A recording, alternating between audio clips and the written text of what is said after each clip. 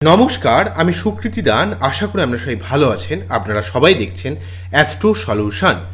আজকে আমি আলোচনা করব যে আপনাদের জীবনের সাফল্যের চাবিকাঠি জন্মছকে কোন কোন জায়গায় অ্যাকচুয়ালিভাবে লুকিয়ে থাকে তা নিয়ে একটা দীর্ঘ আলোচনা করে নেব। মূল আলোচনায় আসার আগে আপনাদের জানিয়ে রাখি, অ্যাস্ট্রো সংক্রান্ত নতুন টিপস পেতে আমার এই অ্যাস্ট্রো সলিউশন চ্যানেলটিকে সাবস্ক্রাইব করুন এবং পাশে থাকা বেল আইকনে ক্লিক করুন। চলে আসি মূল আলোচনায়। প্রথমেই বলবো, জীবনে উন্নতি করতে কে না চায়? সবাই চায় জীবনে কিছু করতে, কিন্তু আলটিমেটলি আমরা অনেকেই চেষ্টা করি। অনেক মানুষের কিন্তু ভাগ্য সেভাবে সাথ দেয় না, তাদের জীবনে কিন্তু তারা শত চেষ্টা করেও কিন্তু সহজে ভাগ্যোন্নতি করতে পারে না।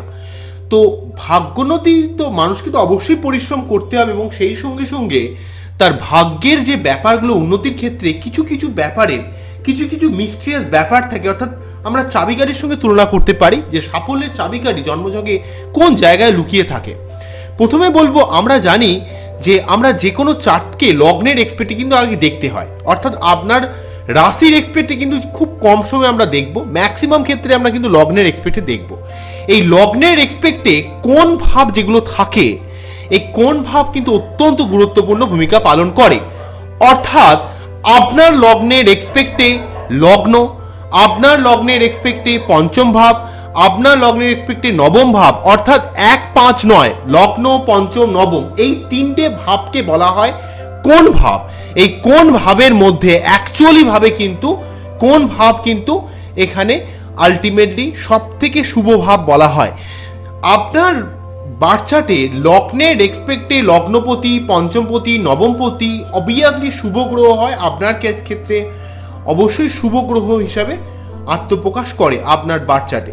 তো এই গ্রহগুলো যদি কোনোভাবে লগ্ন, পঞ্চম বা নবমে অর্থাৎ অবস্থান করে, অর্থাৎ দেখা গেল পঞ্চমপতি হয়তো নবমে, বা নবমপতি নবমে, বা পঞ্চমপতি পঞ্চমে, বা লগ্নপতি লগ্নে, বা লগ্নপতি পঞ্চমে, অথবা পঞ্চমপতি নবমে, অথবা পঞ্চমপতি লগ্নে, অথবা লগ্নপতি নবমে, এইভাবে, বা নবমপতি লগ্নে, মানে অর্থাৎ কোনো না কোনোভাবে যদি এই লগ্ন, পঞ্চম বা নবমের মধ্যে যদি কোনো রকম সম্পর্ক স্থাপন করে, তাহলে আপনাদের জীবনে কিন্তু অনেক শুভ অবস্থা আপনাকে উন্নত করবেই করবে। কেননা এখানে সবথেকে ইম্পর্টেন্ট যে জায়গা এই পঞ্চম ভাব বা পঞ্চম ভাবকারক গ্রহগুলো। তাই কোনোভাবে যদি লগ্ন, পঞ্চম, নবম বা এদের প্রতিদের মধ্যে যদি কোনো রকম সম্পর্ক আপনাদের স্থাপন হয়, তাহলে জীবনে কিন্তু অবশ্যই অনেকটা উন্নতি করবে। তবে সব থেকে বেশি ইম্পর্টেন্ট স্থান হচ্ছে লগ্ন ভাব। কেন লগ্ন থেকে আপনার নিজেকে অর্থাৎ আপনাকে ইন্ডিকেট করা হয়, আপনার মানুষের কাছে ভ্যালুয়েশন কতটা রয়েছে, আপনার মান সম্মান কতটা রয়েছে, আপনি নিজেকে নিজে কতটা কি চোখে দেখেন। অনেকে দেখা যায় অনেক মানুষ অনেক তার মধ্যে ক্যাপাবিলিটি রয়েছে, কিন্তু তার নিজস্ব সেলফ কনফিডেন্সের খুব অভাব থাকে। তো এই ধরনের ব্যাপার কিন্তু তাদের মধ্যে ঘটছে। দেখা যাচ্ছে তাদের হয়তো লগ্নে কেতু রয়েছে, বা তাদের লগ্নপতি খুব একটা স্ট্রং নয়, বা লগ্ন ডিগ্রিগতভাবে খুব একটা স্ট্রং নয়। সুতরাং মুদ্রা কথা হচ্ছে লগ্ন। এই তিনটে ভাবের মধ্যে সব থেকে ইম্পর্টেন্ট হচ্ছে লগ্ন, এবং তারপর ইম্পর্টেন্ট হচ্ছে নবম ভাব। এই নবম ভাব কিন্তু মানুষের জীবনে ভাগ্যকে সার্বিকভাবে উন্নতি করে। জেনারেল ভাবে আপনার লগ্নের এক্সপেক্টে শুভ গ্রহদের মধ্যে কোনো গ্রহ যদি বিশেষ করে নবম ভাব বা লগ্নে চলে আসে, সেই গ্রহটা আপনার জীবনে অনেকটা উন্নত ভূমিকা পালন করে। অর্থাৎ একটা অ্যাম্পলিফাইং ক্ষমতা কিন্তু থাকে, অর্থাৎ কোণের মধ্যে একটা অ্যাম্পলিফাইং ক্ষমতা থাকে। কোণ কিন্তু সবসময় কোনো পাওয়ারকে বাড়িয়ে দেয়। তাই কোনো শুভ গ্রহ যদি কোণে অবস্থান করে, তার পাওয়ারকে অনেকটা অ্যাম্পলিফাই করে দেয়। কোনো লগ্নের এক্সপেক্টে কোনো শুভ গ্রহ কোণে অবস্থান করলে সেখানে কিন্তু তার ক্ষমতাটা কি অনেক গুণে বাড়িয়ে দেয়, তার ক্ষমতাটা অনেকটা অ্যাম্পলিফাই করে দেয়। আমরা যখন মাইক্রোফোনে কথা বলি, আমাদের আওয়াজটা মাইকে কিন্তু অনেকটা অ্যাম্পলিফাই করে দেয়, কেননা সেখানে আমাদের এনার্জির সাথে ইলেকট্রিক এনার্জি কিছুটা অ্যাড করিয়ে কিন্তু আলটিমেটলি সেই শব্দটাকে অনেকটা অ্যাম্পলিফাই করে দেওয়া হয়। ঠিক আছে, সিমিলারভাবে আপনাদের ক্ষেত্রেও কিন্তু কোনোভাবে অর্থাৎ কোন যেগুলো রয়েছে লগ্ন, পঞ্চম বা নবম ভাবে আপনাদের শুভ গ্রহরা অবস্থান করলে সেই গ্রহের শুভ ফলটা কিন্তু অনেক গুণে বাড়িয়ে দেয়, অনেকটা অ্যাম্পলিফাই করে দেয়, এবং আপনার জীবনে কিন্তু অনেকটা শুভ পরিবর্তন ঘটে। এবং সেই সঙ্গে যদি আপনার বার্থচার্টে নবমপতি বা নবম ভাব স্ট্রং হয়, পঞ্চমপতি বা পঞ্চম ভাব স্ট্রং হয়, তাহলে আপনার জীবনে কিন্তু অনেক অনেক কিন্তু শুভ পরিবর্তন কিন্তু আমরা দেখতে পাবো, কেননা এখানে কোন ভাব কিন্তু অত্যন্ত গুরুত্বপূর্ণ ভূমিকা পালন করে।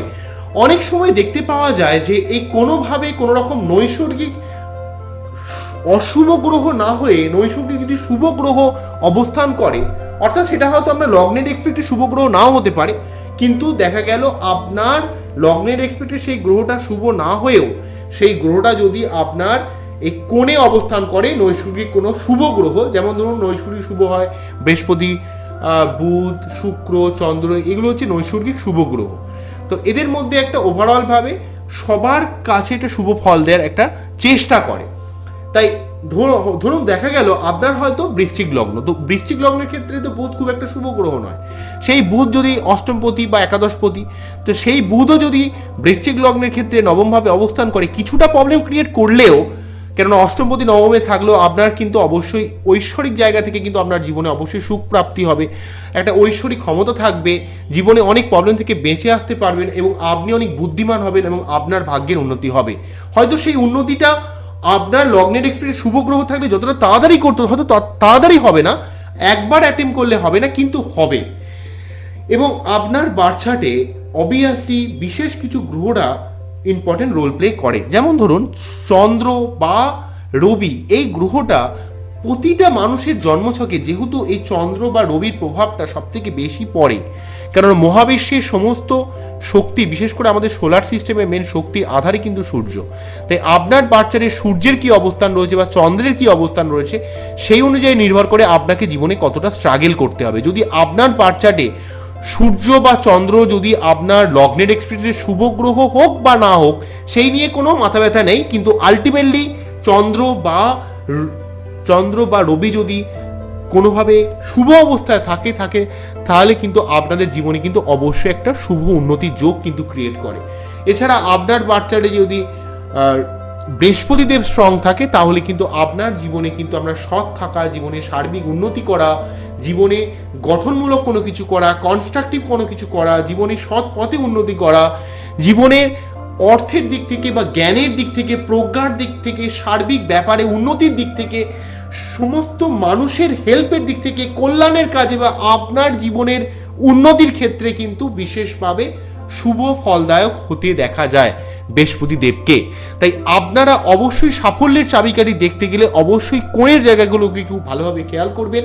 দেখবেন যে কোনোভাবে যদি আপনার লগ্নের এক্সপেক্টে শুভ গ্রহ অবস্থান করে তাহলে সেই গ্রহের ফলাফলটা অনেক গুণে বাড়িয়ে দেয় এবং আপনি অবশ্যই সেই গ্রহটা থেকে অনেকটা শুভ ফল পেয়ে জীবনে অনেক উন্নতি করতে পারবেন। কিন্তু নৈসর্গিক শুভ গ্রহ হয়ে যদি আলটিমেটলি আপনাদের কোণে অবস্থান করে, হয়তো সেই গ্রহটা আপনার সঙ্গে সঙ্গে শুভ ফল দিতে পারে না, কিছুটা বাধা বিপত্তি এলেও আপনার জীবনে আলটিমেটলি কিন্তু শুভ ফলাফল দেবে। কিন্তু লগ্নের এক্সপেক্টে কোনো নেগেটিভ গ্রহ বা কোনো নৈসর্গিক অশুভ গ্রহ যদি অবস্থান করে, মেনলিভাবে লগ্নের এক্সপেক্টে কোনো নেগেটিভ গ্রহ যদি আপনার বাচ্চাটে লগ্নে, নবমে বা পঞ্চমে অর্থাৎ মানে কোণে যদি অবস্থান করে তাহলে কিন্তু সেই গ্রহটা সঙ্গে সঙ্গে কিন্তু শুভ ফল দিতে পারে না, সে কিন্তু সেই গ্রহটা অনেকটা কনফিউজ হয়ে যায় এবং সেই গ্রহটার সঙ্গে সঙ্গে শুভ ফল না দিতে পারলেও কিন্তু তার নেগেটিভ ফলটাও কিন্তু অনেকটা হ্রাস পেয়ে যায়। সে হয়তো খুব শুভ ফল দিতে পারে না, কিন্তু তার নেগেটিভিটিটা, তার অশুভত্বটা কিন্তু অনেকটা হ্রাস পেয়ে যায়। ঠিক আছে, ধরুন আপনার মিথুন লগ্নের ক্ষেত্রে যদি নবমভাবে এখানে মঙ্গল অবস্থান করে, তবে মিথুন লগ্নের ক্ষেত্রে কিন্তু মঙ্গল প্রচণ্ডভাবে অশুভ গ্রহ, ষষ্ঠপতি, একাদশপতি, কিন্তু তার সত্ত্বেও কিন্তু তার জীবনে তার কিছু বাধা বিপত্তি তৈরি করলেও তার জীবনে কিন্তু অবশ্যই কিন্তু তার জীবনে অর্থ প্রদান করবে, তাকে বুদ্ধিমান করবে, তাকে পরাক্রমী করবে। ঠিক আছে, এই ব্যাপারগুলো আমরা দেখতে পাবো। তার জীবনে হঠকারী করলেও কিন্তু তার জীবনে অবশ্যই কিন্তু অনেক দিক থেকে সে যতটা হঠকারী অন্য ক্ষেত্রে দেখাবে, কিন্তু এখানে নবমভাবে মঙ্গল থাকার জন্য কিন্তু সেইখানে সেই হঠকারী ব্যাপারটা কিন্তু আমরা খুব একটা দেখতে পাবো না। তা ওভারঅলভাবে আমরা বলবো আপনাদের সাফল্যের চাবিকাঠি দেখতে গেলে কেন্দ্রের ভাবটাকে খুব ভালোভাবে দেখতে হবে, কোণের ভাবটাকে খুব ভালোভাবে দেখতে হবে, চন্দ্র সূর্যের ভাবটাকে ভালোভাবে দেখতে হবে এবং চন্দ্র সূর্য কোথায় অবস্থান করছে, তাদের গ্রহগত প্লেসমেন্ট কেমন রয়েছে, এবং বৃহস্পতির অবস্থানকে কিন্তু আমরা খুব ভালোভাবে খেয়াল করবো। মোটামুটিভাবে এই তিনটে জায়গাকে দেখলে আমরা মোটামুটিভাবে একটা জায়গায় উপনীত হব যে আপনার বাচ্চাটি সাফল্য যে করতে পারবেন বা সাফল্য বা উন্নতি কত বয়সে আসবে, কিভাবে আসবে, বা সত্যি আপনার জীবনে সাফল্য আসবে কি না, সেটা কিন্তু অনেকটাই আপনি আজ কিন্তু করতে পারবেন। তো আশা করব আপনারা বুঝতে পারলেন। আমি মেনলি 3টে জায়গার উপর আমি দৃষ্টি আকর্ষণ করার চেষ্টা করলাম। আশা করব আপনারা অনেক দিক থেকে উপকৃত হলেন। আমার এই অনুষ্ঠানটিকে কেমন লাগলো জানাবেন, এবং আবারও দেখাবেন নতুন কোনো ভিডিও নিয়ে। কেতুর ভিডিও নিয়ে কিন্তু নেক্সট টাইম পেলে আমি ভিডিও করব আপনাদের জন্য। আশা করব আপনারা উপকৃত হবেন।